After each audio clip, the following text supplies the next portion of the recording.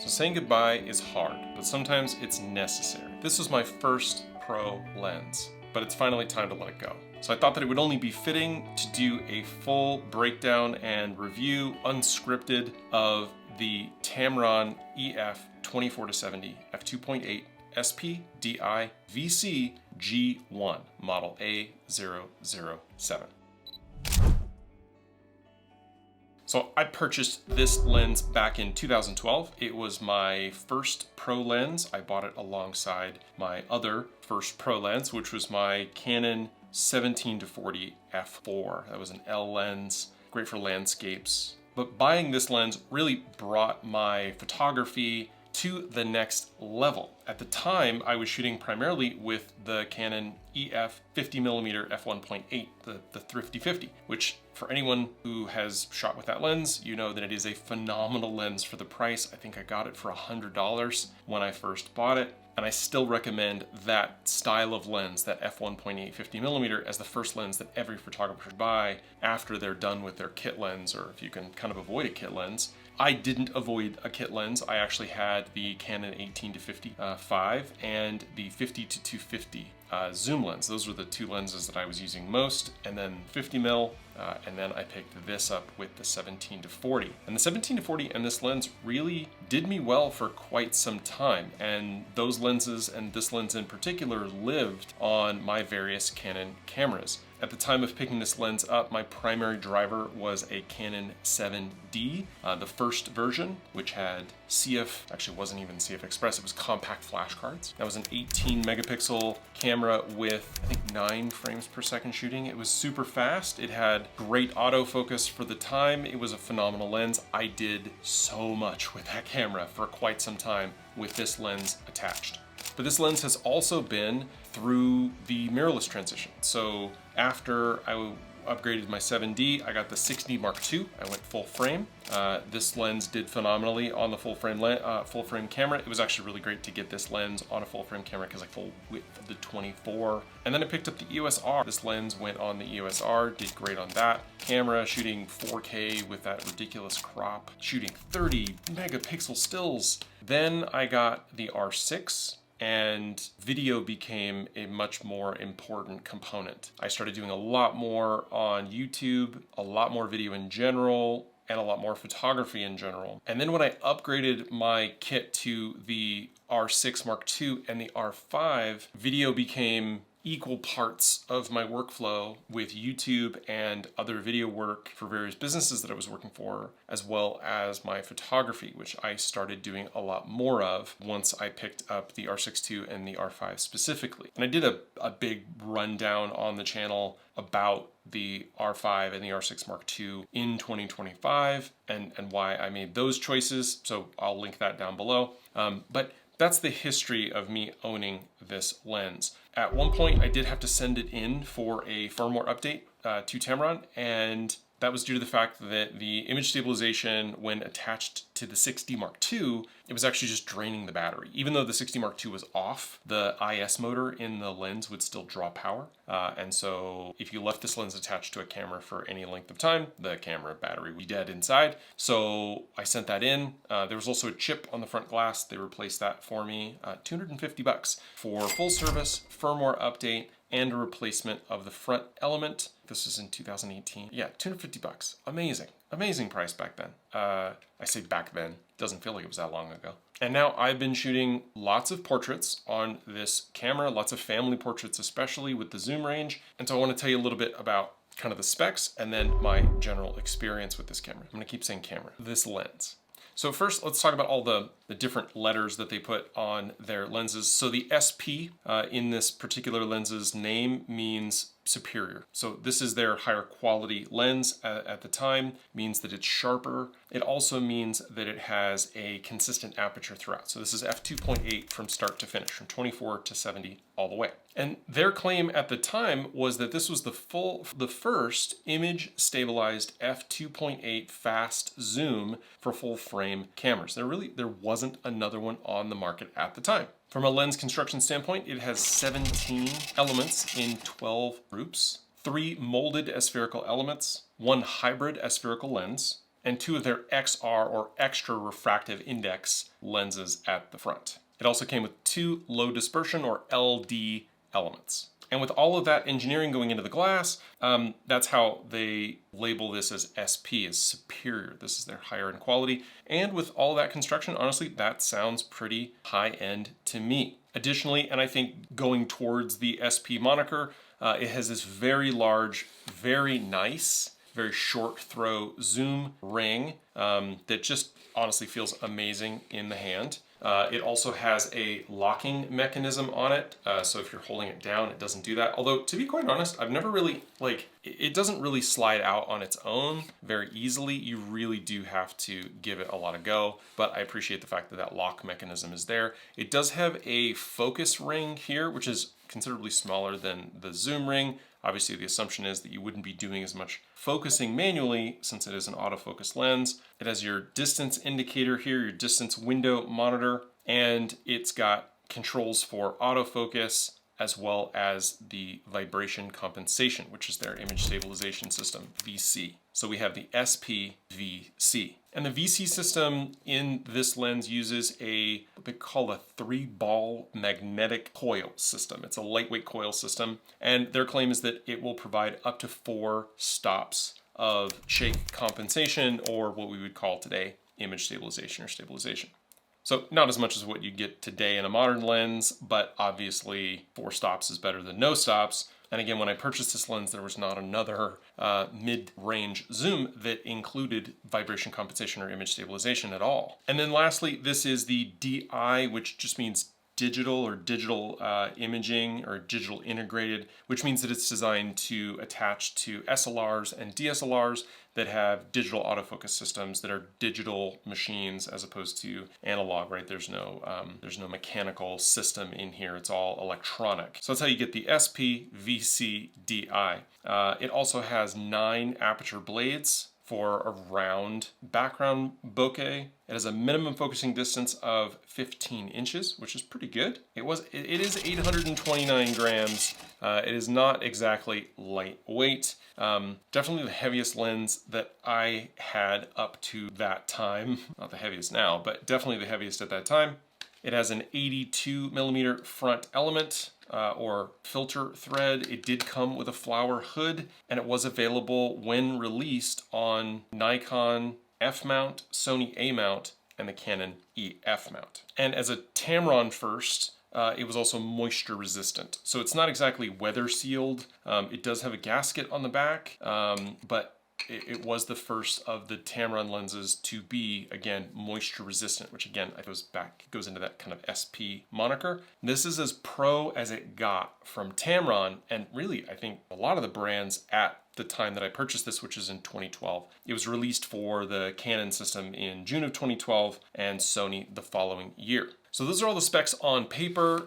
Like I mentioned, it is an external zooming lens, just like that. Let me tell you a little bit about kind of my experience with it and why I purchased this lens when I did. So it had the constant f2.8 aperture. It's a very sharp lens. It had the image stabilization at 24-70 with that constant aperture. There was not another lens out there that did that. Canon had a 24-70, their EF 24-70 f2.8 Mark II, but that lens didn't have image stabilization. And at the time of, actually right now, it's over $2,000. I want to say it was $2,100 or $2,200 when I bought this lens. And honestly, I just looked at it on Amazon. It's still $2,100 for that EF lens that was released like 20 years ago. This lens, however, was I think $1,200 to $1,300. I think I spent about $1,250 on this lens when I purchased it. It's definitely made that back to me tenfold over the years. So it had the constant 2.8 aperture. It had image stabilization. The image quality was phenomenal. The build quality is super pro,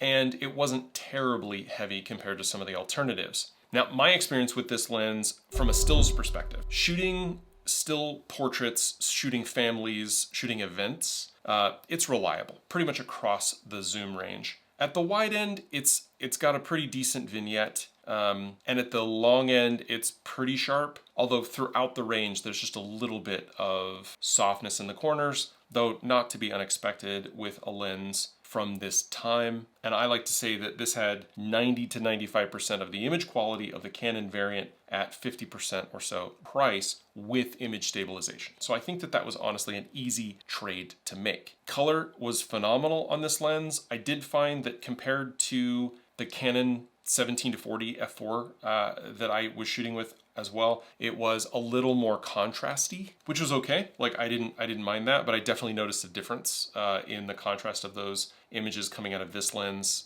at 40, but it held up exceptionally well. Autofocus wise, it is fast, and as I've upgraded my cameras over the years from the 7D all the way up to the R5 and the R6 Mark II, the autofocus is phenomenal. It's fast, it's quick, it catches, it's good. I've really not had any issues with this lens on even the newest Canon cameras being able to lock on. And it does support the fastest speeds on the R6 II and the R5. I've not had any trouble shooting, especially in mechanical shutter, not had any trouble shooting stills on this lens at super high speeds. It locks on, the image stabilization is good. I'll say it's not as good as my more modern RF lenses that I have, but still very close. And I feel like as you upgrade your camera bodies over the years, your lenses just get better with your cameras. And this lens has definitely been a testament to the idea that you invest in glass. So this has been my personal favorite stills camera lens, and it has been with me and done some phenomenal shots over the years. But here's where it falls short. So while it does have a 9 aperture blade or a 9 aperture rounded blade diaphragm, and color reproduction is quite good when shooting at really any of the zoom range, but especially past 50 at f2.8, the out of focus elements, bokeh balls specifically, have a noisiness to them. They're a little rougher than I would like. And that becomes a little more noticeable when I am shooting portraits. But I don't do a lot of portraits on this lens. We'll get to that in just a second. Next is the autofocus, but not for stills, because for stills, honestly, it's quite good. But for video, it's very bad. It's not good for video. I have realized that not only does it not support movie AF on the Canon system, meaning you can't do slow focusing, the hunting that it does when you're in video mode, even if you're in a pretty locked off shot or an environment like this where there's not really a lot moving, it has a tendency to get confused and kind of zip around a little bit. And that just has to do with the fact that this lens doesn't communicate with the camera in the same way that newer lenses do. Even my newer EF lenses that have a more modern autofocus drive in them or a more modern circuitry in them do much better with video. My 85-1.4, my 70-200 f2.8, both Canon EF lenses do really well with video. This one does not. Additionally, and this is just a fact with EF lenses in general, is that the image stabilization in this lens does not communicate and coordinate with the image stabilization in the body. So again, I shoot with an R5 and an R6 Mark II. Both of those have image stabilization on the sensor. This lens does not talk to those. So effectively, they kind of fight each other. I've not really noticed a huge issue with it, especially when I'm shooting with stills, but with video, you kind of have to turn it off. And additionally, again, for video, the image stabilization just isn't as nice as the smoothness and that locked off nature that you get, that almost tripod swivel style look that you can get with a modern RF lens on an RF body. So what does that mean for me and why am I saying goodbye?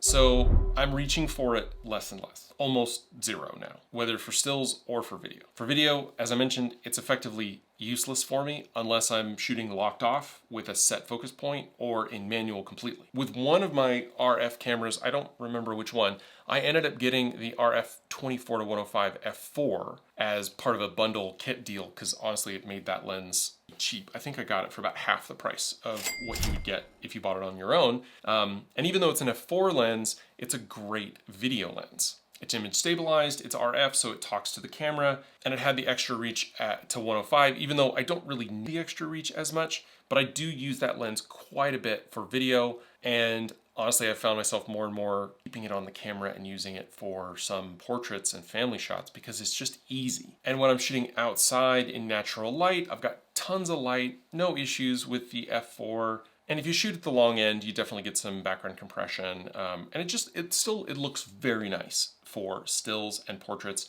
And it's an amazing video lens. But that meant that if I wanted a wide zoom and the video zoom, I would have to carry both. So I just haven't been carrying this as much. So then that brought me to the thought, well, I do like the f2.8, or at least I do like a zoom lens with a little bit more light gathering capability, a little bit more separation from the background for portraits. So I said, okay, I think it's time to replace this lens. Carrying both is impractical, which brought me to the idea of selling this lens, which then I said, okay, well, if I'm gonna sell it, what am I gonna replace it with? And should I also sell the 24-105? So that brings me to my next point, which is why, honestly, I would think so much about purchasing a lens, because for a lot of people, purchasing a lens is not a small thing, but maybe not as big a thing for me. So here's why the purchase decision, or the decision to make a change and purchase a new lens, is so monumental for me individually. So number one, if you've been watching the channel for a while, you know that I've spent almost 20 years in the corporate life, we'll call it that, specifically in healthcare operations. And last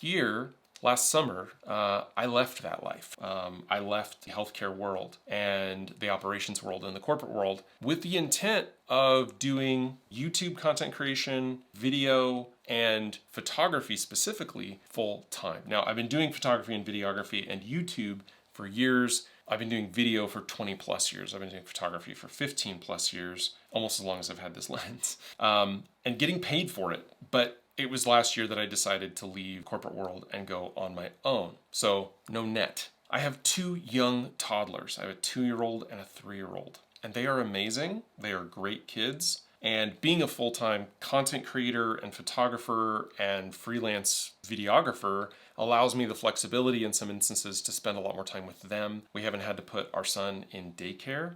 He'll go to school next year. And that just means that I get to hang out with them more and spend time with them and enjoy them as little toddlers, which has been fine. So in addition to being a full-time photographer, especially on the weekends, and a videographer and a YouTuber doing content creation here, I'm a stay-at-home dad full-time. And that's my top priority. The other thing that happened last year is that my wife finished school for the second time. My wife has a doctorate degree in her field and decided to make a change in, it's not like a completely new field, but it's like an adjacent field. And that required her to go back to school and get a master's degree. And she hasn't been in school for 10, 11 years now. And so the costs of graduate school are considerably higher than they were when she got her doctorate over a decade ago when we first met. And so student loans are a thing, and my wife not having a full-time income was a thing. And so investing in new gear was not something that I was going to do. I was going to maximize the equipment that I had to maximize my revenue potential as a creator and as a photographer. And I needed to invest smartly in the gear that would support the portion of my business that was making the most revenue, which was portraits, weddings, events, and other stills areas that I would expand into, where this lens is actually just doing just fine. But as YouTube has become a larger part of my work, as video content creation has become a larger part of my work, and as the need to sort of consolidate my kit has become pretty important, this lens became more and more of a sore thumb for me in the need to have a versatile kit. But also, the amount that I could potentially get for this lens drops over time, although it has not depreciated anywhere near as far as I thought that it would. And the prices of the potential replacements have just done nothing but go up, especially this year. Partly out of fear that the price of this would hold, but that the price of a new lens would just go up, up, and up. And balancing that against the fact that my wife is now done with her degree, she is now working in her new field, and my growth both on YouTube and in the photography side of things has been pretty consistent. juxtaposed to the fact that, you know, we do have 2 little kids and a mortgage and loan payments and all that sort of stuff, but that the price of this gear is just going to go up, up, and up. I did what I do, which is I did an analytical analysis and reviewed all of the pros and cons of each of the potential replacements for this lens, and I came down to 3 options. And these should feel pretty obvious. One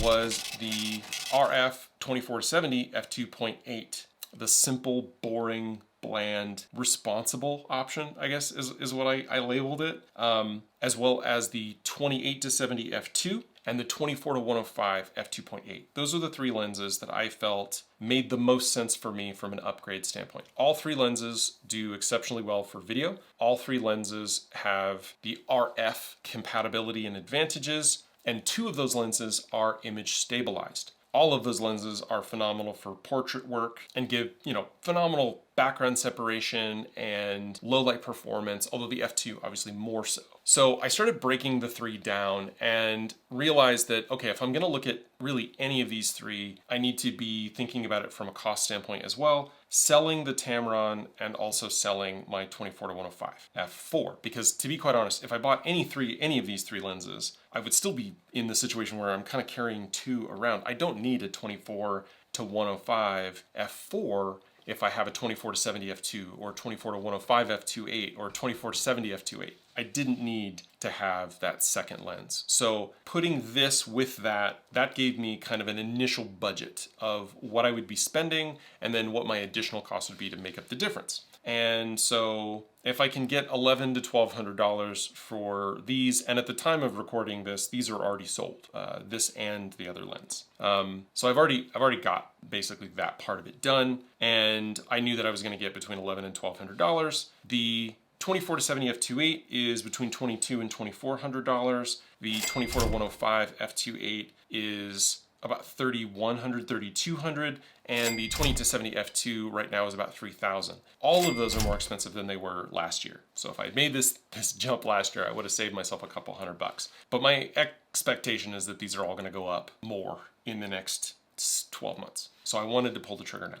On paper, it looked like the 28-70 f2 made the most sense because I'm making the most of my revenue out of portraits, and that is a phenomenal portrait lens with that f2 aperture. It's big, it's bright, it's sharp. But I do shoot a lot of video, and I imagined the idea of me trying to put that lens on my R5 and put it like on my top-down rig, or hand-holding it, to be quite honest, for video, or trying to put it on a smaller gimbal. Add to that the fact that it is one of the 2 more expensive ones on that range. It is 28, not 24, and it doesn't have image stabilization, and it has a gigantic front element, which means that I would have to replace all of my filters. I'm currently running 82mm filters everywhere, and so that would be an added expense because I do like using CPLs. I like using diffusion filters. I use ND filters in all of my video. I don't want to get into matte boxes, and I didn't want to go buy 90+ mm filters to replace my current 82s, which would be hundreds of dollars, increasing the expense. And so while on paper it looked like the 28-70 would be the best call,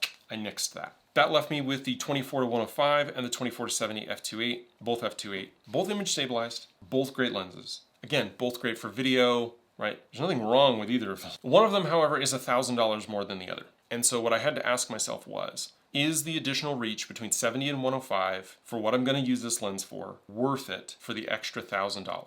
And the answer was maybe.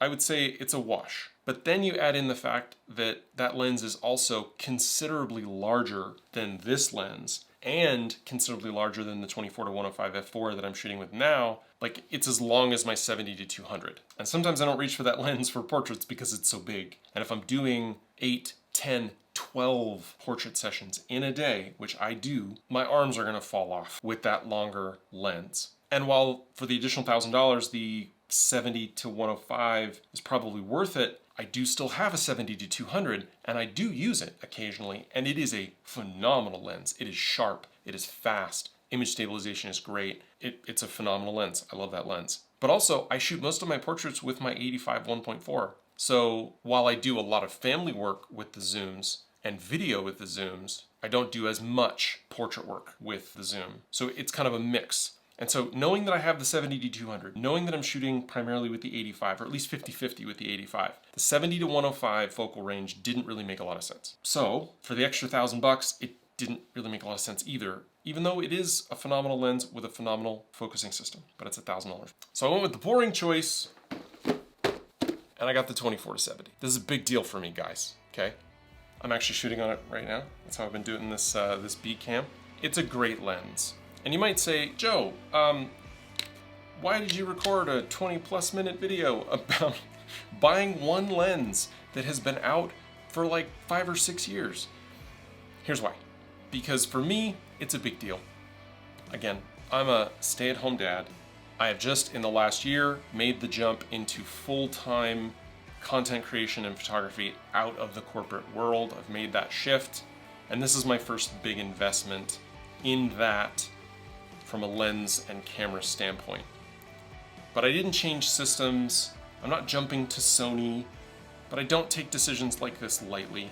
And it also means that I am investing in the RF system. It means I'm staying with Canon, at least for the near future, because I do like their cameras. I am doing a lot of photography, and the photography side of Canon is, in my opinion, phenomenal. And it does pretty good on the video side, and these lenses do very well on the video side. So I'm happy with the decision. This guy's gonna get boxed up and sent to its new owner, and I think that's it. I think that's all I wanna say. Thanks so much for watching, and I'll see you in the next one.